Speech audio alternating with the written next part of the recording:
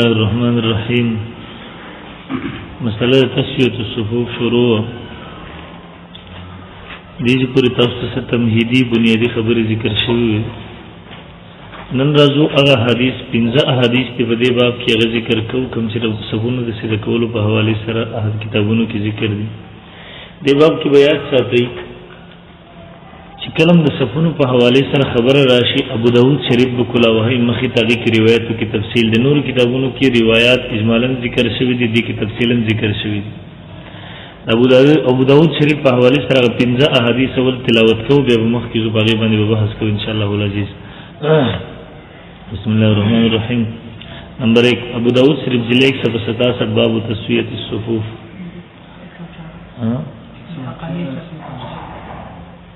صحیح ده. خو دې کې سبق 104 ده. ان انس رضی الله عنه قال قال رسول الله صلی الله علیه وسلم سووا صفوفکم. فرمایل دي رسول الله صلی الله علیه وسلم برابروي تاسو صفونه خپل، فإن تسویۃ الصفوف بشک برابرول د صفونه من تمام الصلاه ده اتمام د منځ نه دي، یعنی د نماز سره تعلق ساتي منځي صدا. دویم حدیث کې راځي دي کې تاکید راغی چې تاسو صفونه سیده کوئ. ان انس رضی الله عنه رسول الله صلی الله علیه وسلم قال رسوا صفوفکم، برابروي یوځای کوي صفونه خپل، وقاربوا بینهما او نزدېواله راولي په منځ دې کې، وحاذوا بالعناق او برابروي صفونه په یعنی چې صفونه برابرۍ مخکیواله رستواله پکې نه. فوالذي نفسي بيدي قسم بغزات زما سادهغه په پوره قبضه کې ده. انی لا ر الشیطان بشک زخام خاینم شیطان لا يدخل من خير السبب چې داخلي یغه خالی زګونو د سب نه کوم ځای چې خالی ک انها الحظ لکه ګویا کې تصور ته مثلا د بيزي بچیتا ورغمه چيله سنن ابي داود 167. نمبر 3 انجاب نو پدې کې مناسبو دیو حدیث کې تصریح را لږ سپونه سیده کوي، تاکید راغی اور سره دا راغلا چې د تاسو سټونه د سټونو سره برابرۍ خالی ځګونه ډک کی یو زیواله نږدې ولاړی چې څنګه خالی ځګونه په کې پریخي. نمبر 3 جابر بن سمره رضی الله تعالی عنہ قال قال رسول الله صلی الله علیه وسلم الا تصفون كما تصف الملائکه. تاسو ولې سبونه نه جوړوي لکه څنګه چې سبونه جوړوي ملائکه عند ربهم مخ طرف خپل، ان څنګه چې الله مخ ته فرشته ولاړی او سبونه جوړوي هغه تاسو جوړوي. قلنا وكيف تصف الملائکه څنګه د سبونه جوړوي ملائکه عند ربهم مخ طرف خپل. قال يتمون الصفوف المقدمه اغوی پورا کوي اولنی سبونه و يتراصون في الصف او نزدین ودریږي په سبونه کې خالی ځګونه نه بریږي. ابو داود شریف جلد 167. نو دې حدیث کې تاکید د دې خبرې راغله چې تاسو خالی ځګونه ډکوي او نزدین ودریږي سبونه نه ساتي. نمبر 4 ان نعمان بن بشیر روایت ده نعمان بن بشیر يقول اقبل رسول الله صلى الله عليه الناس بوجه نبی سلام خلق ترا مخکو فقال فرمایل باقیموا صفوفکم ثلاثا درې ځل اقیموا صفوفکم اقیموا صفوفکم اقیموا صفوفکم سبونه سیده کوي. والله لا يقيمن صفوفکم قسم بالله خامخ لا تقيمن صفوفکم خامخ سیده کوي تاسو سبونه خپل او کسبونه نسیده کوي. او لا يخالفن الله بين قلوبكم اختلاف برا ولي الله فزون استاسو کی یعنی سپونه نسیده کول په دې کې فزونو کې اختلاف او بغض او نفرت راځي. قال فرأيت رجلا ګردا حدیث اصل د مناسب د دې کې خیال وساتي. ها حدیث عربي متن چیز د کې بیان دا حدیث زمون ټول اختلاف واضح کوي، ټول بنیاد واضح کوي. قال صحابي فرمایي نعمان بن بشیر فرأيت رجلا ما بکتو یو کس اغلب د الزاف چې کوم ذکر راځي مناسب هغه حدیث ټول وضاحت هم دا کوي په دې ذکر. نبی رسول الله دومره تاکید او سپونه سیده کوي چې تاسو زړه کې به الله مخالفت دی بل سره راولي. نو دی وای دې تاکید نرسته ما کاته پر ای تور جن ما کته یو سره یلزق من کی بهو بمن کی بصاحبه. ورد الزاق معنا دلته برابر او با یو سړي منکب خپل د ملګری د منکب سره، ان ګور د یو غیر مقلد دې معنا جنگول اخلي چې د قصې په وسکول مونږ جنگول معنا نه اخرو، مونږ برابرول معنا اخلو. برابرول مناسب دلته ګوره مناسب یو خبر یو د سره اغلا ممکن. قال فرأيت رجلا يلزق منكبه بمنكب صاحبه وركبته بركبة صاحب وركبته بركبة صاحبه. همرا سے رکبه دیتا ہوئی کرنا دیتا ہوئی کرنا وصور تو آئی پتون صور تو آئی برونو دیتا سوئے رکھی پانڈائی کو دیتا ہوئی رکھی کرنا دیتا ہوئی نموناسب دی سیستا وصور ہوئی دیتا زنگون کو دی کستا ہوئی کرنا دیتا زنگون او ويلزق ركبته بركبة صاحبه او دا زنگون به یو ځای کول زنگون د ملګرو یعنی برابر او مخ برابر ول معنا اخلو غیر مخالف زمان اخلي جنگور وکعبه بکعبه صاحبه او دا گټي د ملګری سره ګور په دې حدیث کې الزام د پر رسول خبر ځالي اول نمبر اوګه سره دویم نمبر زنگون سره دریم نمبر گټي دا ګور غیر ابو داود شریف د دې حدیث نه غیر مخالف چي دي ابو یوزي کې الزام دغه کوم چې دا گټي دا دې لپاره مناسب دغه جنگول واخلي او دا کلبل د الزام چې د نور دوسینو د پر راځي بده کې به الزام ولا دغه معنا نه کوي یعنی تاسو را پاتې په دې حدیث درې کې سره پاتې سلور مناسب دغه دې ورته خالی کې مناسب سلور کې سره پاتې حضرت مولانا شته به کې موافق باندې شي دې ته وګورئ سلور کې څه شي په ګلاو کې تاسو حنا په طریقه مو ورګو وګانو په طریقو ورګو لکه په ګلاو کا لکه خو شرط مولا لکه تر نږدې شي ورته حدیث کې لفظ د الزام د سوس زون نه او عجیب خبره ده ګوره په دې حدیث کې د الزام ولا کې د ګټي راغلي ما څه ګوتی نه راغلي غیر مخالف د ګوتی جنګ کته دین دي دا ګوتی بل څه مری روایت کې نشته ولې د ګټي راغلي ګټي ولا کوي اوس په تر څنګه نه موجود وي اوس د وګي موجود وي کله چې په دې حدیث سره او جبه خبره خدای رچ په دې خو کې رتا مراد د حدیث الزام نه مراد کوم چې مولا کشمیری تر تفسیر مونږ جنگول د مراد اوس په دې دوه کې بس کېږي دا د حدیث د څه مطلب غوښتل دي چې حدیث نه انکار کول دي په دې بنیاد باندې کنه به یو خبره اوس پورا سب بدر ودا شي جوړ د مسلمان تیل به جوړ کې مراد یو پړې نه راکې زور کې کوي اکلو به جوړ کې په دې پورې شوی مناسب هم په دغه سبب د ابو روایت وره پنځم نمبر روایت ان عبد الله ابن عمر روایت عبد الله ابن عمر ان رسول الله صلی الله علیه وسلم قال سد الخلل خالی جگہ ډکوي ولینوا بأيدي اخوانکم ولینوا بأيدي اخوانکم او نرمي گئی پلاسونو درونو خپل یعنی څنګه تا و چې د خواشه دي نه چې کلک شي او سره جګړه جوړو کې نرمي اختیار کولا تجرو ورجاتي او مپرګ دي خالی ځګونه له شیطان لپاره د شیطان ومن وصل الصف نو چا چې یوځه کو صف وصله الله یوځه به کې غل الله تعالی ومن قطع صفا او چا چې مات کو صف قطعه الله نو پرې به کې غل مات به کې غل الله تعالی ابو داود جلد 177 نمبر 6 روایت نګور په دې حدیث کې تصویر اعلی دې حدیث کې تاکید راغلی چې سپونه سیده کوي خالي ځګونه ډکوي ان البراء ابن عازم رضی الله عنه قال قال رسول الله صلی الله علیه وسلم يتخلل الصف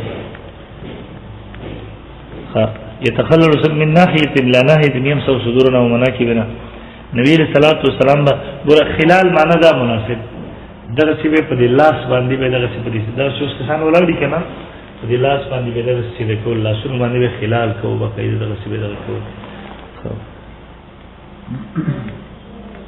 د یو ګټ نه بل ګټ نه يمسو صدورنا مسکولې به سینې زمو مناکبنا او گیزم ويقول لا تختلف فتختلف قلوبكم تاسو اختلاف مکوئ بسبونو کې زړونو کې کوګواله اختلاف راشي وکانه یقول او نبی اسلام فرمایله ان الله عز وجل وملائکته یصلون علی الصفوف الاول الله فرشتي صلات په اورني سبونو په باندې رحمت را دي اوس مناسب تاسو حدیث ټول په دې کې مقصدی حدیث مناسب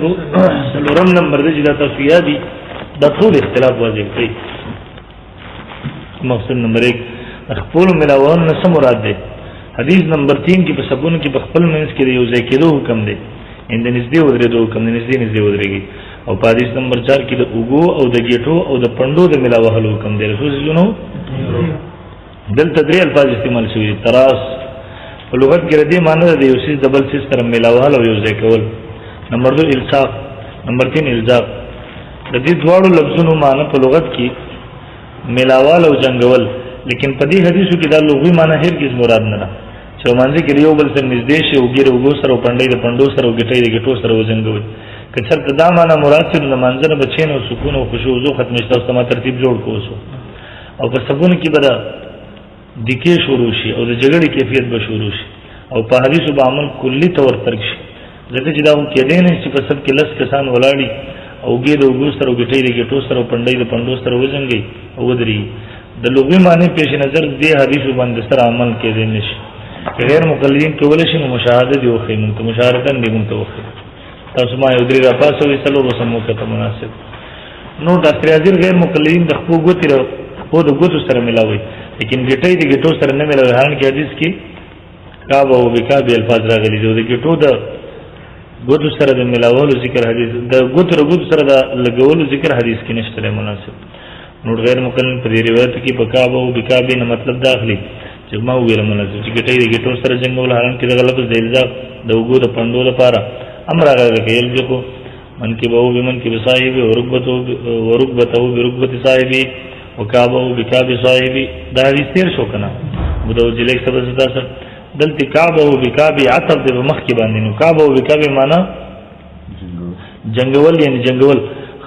چې جنگول او من کې صاحب وغیرہ کې دا معنا نه اصل دا حدیثو انکار دی چې معنا په یو لفظ کې اخلي کوم معنا په یو لفظ کې په ټولو کې واخلې کنه بیا ټولو کې نشي غسته بیا معنا ولې اخلي. ان مقلدین په غلط سره دوک شوی دي اران کې دی په خپلم وګي د وګو سره پندې د پندو سره ګټې د ګټو سره نه ملاوي. البته خپې کلاو کیو ګوتې رګو سره ملاوي. حالان کې دی کوم باريس کې نشته بلکې د ملاولو نه او رضا کول نه یا قرب نزدېکت ولا مجازي معنا مراد ده یا په سکونو کې یو بل خاطر نزدې ودرېدو معنا مراد ده چې ومنځ کې خالي ځای پاتې نشي. نمونګزار د پر په دې طریقې سره هغه مطلب حدیث په دې طریقې سره هغه مطلب د حدیث دا شي او مطلب بر حدیث دا چې اوږي د وګو سره پندې د پندو سره ګټې د ګټو سره نږدې او برابر کېدغه مطلب دی چې په سبونو کې سیدواله راشي خالي ځای پکې پاتې نشي. چې د غیر مقلدینو علمانو مطلب واغستې شي بیا خو د رکوع سجده نشي کېدی پرون مې کیفیت جوړ کړو کېدی شي بیا نشي کېدی. نو مطلب دا چې خپل منځ کې فاصله مه ساتئ یعنی قرب والا مراد دم دک مطلب لیکل شارحین د حدیثو باندې شروع شو.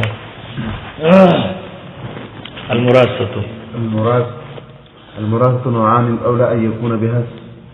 سر الخلل بان يقدم المراد نوعان مراد دو قسمه الاولى ان يكون بها سد الخلل او اغه بغیر خالد ګډک شي به الله يبقى بين الرجل وصاحبه. په دې طریقې سره چې پاتې نشي په منځ د سړیو د ملګری د کې فرجتون خالصه هذه مشروعات دا مشروع د شریعت منتدا طریقه او مراسته شریعت نو دمه سخته مراسته مناسب یو ځواله غیر مقلد والا تتعب المصلين چاغست لیکي مسكون کل رب مشقت کیسه فهذه موزيه دا تکلیف ورکون کې ولې صحیح الله کی امر به النبي صلی الله علیه وسلم دا نه دا مراسته په دې سره حکم کړ نبی رسول لئن اذا الناس لأن إذا الناس ذكر تكليف وركول خلق تا لأن إذا الناس ذكر تكليف وركول خلق تا وخاصة في الصلاة وخاص كر ومن ذكر أمر غير مرغوب أمر غير خدا دې أمر دې چې دا نه خپل شو دې طرف ته ترغیب نه ورکړل شي بل نهيان بلکې منع شوی دینه. هذه مراسة دا مراسة. وأما قول قارب بينهما فالمعنى أن يقرب الصف الثاني من الصف الأولى دا چې ورنه سب دبل تر نږدې ودرې دي چې یو سوال تر بل صفه غږی کیږي مناسب. شرح المختصر على بلوغ المرام جلد نمبر 3 صفحه نمبر 245 2 محمد بن صالح عثمين فرمای غیر مقلین چې په فخر کې دی وایو ليس المراد بالمراسة التي تشوش ليس المراد بالمراسة المراسة التي تشوش على الآخرين المراسين او مراسنه مراد چې په سر نور خلق تشويش کې واچول شو. ان المراد منها الله يكون بينك وبينه فرجه جستاو د بل ملګری په منځ کې خالی ځای پاتې نشي. دین مراد مراسنه مراد دار نه چې بل وسخ کېدو. شرح رياض الصالحين جلد نمبر 1 نمبر 12 نمبر 3 علامہ کشمیر رحمۃ اللہ علیہ فرمائے قال الحافظ المراد بذلك المبالغه في تعديل حافظ وای مراد په دې سره مبالغه په تعدیل قصیدوالي د سب کې وسد خللی او قصیدوالي خالد ګونو ډکول کې قلت جمع مراد عند الفقهاء الاربعه دقه مراد د سلور ور فقهاء ده لا يترك فی البین فرجن چې پاتې نه شي په منځ د هغې کې په خالي ځای تصاو فیها ثالثا چې په هغې کې دریم کس راځي دا عمره نه چې دو ګزو منځ کې دومره ځای چې پرېږدو چې پکې دریم راځي او نه دا مطلب دا چې یو بل خپا خپې کېږدي فیض الباری جلد نمبر 1 صفحہ نمبر 236 نمبر 4 علامہ محسن عباد لیکي چې د اوږې لره د ملګري د اوږې سره ملاول مطلب دا دی چې ان كل واحد يقوه من صاحبه حتى هر یو کس هغه نږدې شي بل ملګري ته حتی يلتصق به تر دې چې نږدې شي هغه سره یو ځایواله راشي وحتى ان يكون متصلا تر دې چې اتصال راشي هغه سره فلا يكون بين شخص واخر فجوه تر دې پورې چې د دوره بل کس ومن کې خالی ځای پاتې شو انما يكون الصفوف او دا چې وانما يكون الصفوف متراصه ومتقاربه ويتصل بعضها ببعض یعنی چې شي صفونه هغه یو ځای او نږدې او اتصال دا چې د بعضو سره یې داسې نه چې واغځي کې بلا غځي کې شرح سنن ابي داود نمبر 4 نمبر 22 نمبر 5 علامہ شامی رحمۃ اللہ علیہ فرمائے وما روى انهم الصقوا بالكعب بالكعب اريد به الجماع یعنی دې مطلب دا نه چې یو بل سره په وس کې مطلب دا چې نږدېواله راشي اقامه كل واحد بجانب الاخر چې یو بل ته نږدې ودرېږي رد المختار نمبر 2 نمبر 62 بحث القيام مطلب دا چې یو طرف ته بل طرف ته نږدې ودرېږي نمبر 6 علامہ عابد سندی رحمۃ اللہ علیہ فرمائے والساق الكعب هذه احاله الركوع قال الشيخ الرحمن قال الشيخ الرمتي مع بقاء تفريج ما بين القدمين سره د دې چې وقفو منځ کې معمولی فاصله وساتل شي قلت لعل اراد من اللساق المحاذات وذلك بأن يحاذا كل من كعبي الاخر چې د هر یو پړکی د بل سره غني برابر شي کله تقدم واحد او مال الاخر چې نه چې یو مخ کې ولاړ بل رسته ولاړ دی حوالی والانوار شرح در مختار بحوالي آیه نمبر 2 نمبر 180 پس څنګه چې په حالت د رکوع او سجود کې الصاق د کعبین نه محاذ یعنی محاذات یعنی سکونه سیده کول والا او گیټو سره برابرول والا معنا مراد ده دغه رنګ په حالت د قیام هم د الصاق دغه معنا ده او په قرب او محاذات کې هم هیڅ تضاد نشته دی لہذا خپې نږدې او برابر وي چې خپې نږدې او برابر وي دغه سنت طریقه حاشیه ترمذی جلد نمبر 1 نمبر 59 صدای ام صحیح کراچی تنبیه څنګه چې په قیام او رکوع کې خپل دواړو ګیټې ملاول او په حالت د قیام کې ګیټې لره د خوا د ملګري د ګیټو سره برابر اولو او نږدې کولو معنا مراد ده دغه رنګ د ابو داود په یو حدیث کې وليضم فخذي وليضم فخذيه ولا يضم او خامخ ولا يضم فخذيه او يوزيد کې اورونو خپل دا الفاظ هم راغلي دا دی هم یو ځای کې دی یو بل سره نو دا بیا څنګه کې په حدیث باندې څنګه دینه همران یعنی پنډې سره نږدې کول برابر اول معنا مراد ده د ملاول جنگول معنا مراد نه ده دا رنګي د بیهقیر پر روایت کې راغلي دي چې په سجده کې د پندو سره جنگول او په یو ځای کوي راغلي نو د دینه هم مراد پنډې نږدې کول او برابر اول مراد دي د ټول روایتونو خلاصه دا ده چې قیام او رکوع سجده کې خپل خپې پنډې ګټې پتون او ګې د برابر او نږدې ساتي دغه رنګ د خواته ګاونډي د قدم ګټې پتون سټ او ګې سره خپل ګټې سټ او پتونان برابروي او نږدې کوي د عربي لغاتو مشهوره قاعده ده چې الباء للساق یعنی کله چې بعد دو سيزونو په منځ کې راشي نو هغه د مفهوم ادا کوي چې یو سیز د بل سره ملاو شوی دی لکه مرر تو بزید زما تیرېدل د زید سره ملاو شوی دا مطلب نه چې کله زه زید خواته تیر شم ما خپل بدن سره ملاو کو بیا تیر شم دغه مطلب مناسبت چا دی نه دی غسته بلکې دې مطلب دا چې زه زید په خوا تیر شم څنګه چې دلته الصاق نو قرب او نزدېکت ولا معنا مراد ده دغه رنګ په دې حدیثو کې د الصاق قرب ولا معنا مراد ده نو د دې په خلاف د غیر مقلدین دعوا ده چې په دې کې ذکر شوی دي چې ټول الفاظو کې د ملاوزل حقیقي معنا ټول الفاظو کې د ملاوزل حقیقي معنا مراد یعنی ګټي پندې یوګیو په دونان په خپل منځ کې حقیقي تور یو ځکول او نور ان کې غیر مقلد په دې په خپل چرته معمول نشته زموږ چرند دي چې غیر مقلد لس کسان په جماعت کې ودري او په دې ټول حدیثو باندې عمل وکړي په دې مذهب اختیارول پکار دي چې باقي د اهل مذهب خپل حکم اس معمول وی کنه زنانو لپاره په دې باب کې ما تفسیر کړو مناسب پرونو مانځه کې په حالت د قیام کې د خپل خو په میاشت د فاصلې په حواله سره چې څومره تفصیل ذکر شوی دا سړي په باره کې د سړو باره کې برابر نه سړي خو چې بری کې برابر نه دی بلکې فرق دی سړي په خپل خو په میاشت کې سلور غوت والا سلور غوت نه تر یو لشت پورې طبيعت مطابق فاصله ساتي لیکن زنانو د لپاره شریعه حکم دار چې دی وخت په یو ځای کې مګر دا چوزري او د غیر مقلد مذهب دار د غیر مقلد نسبت او غیر مقلد مذهب دار چې په حالت د قیام کې سړی او خځه برابر دي لیکن د دې دا نظریه ازروی شریعت باطل او مردود ده ان شاء الله دې تفصیل ورسره سره موږ کې فرق موضوع کې راشي او تاسو نه وکړئ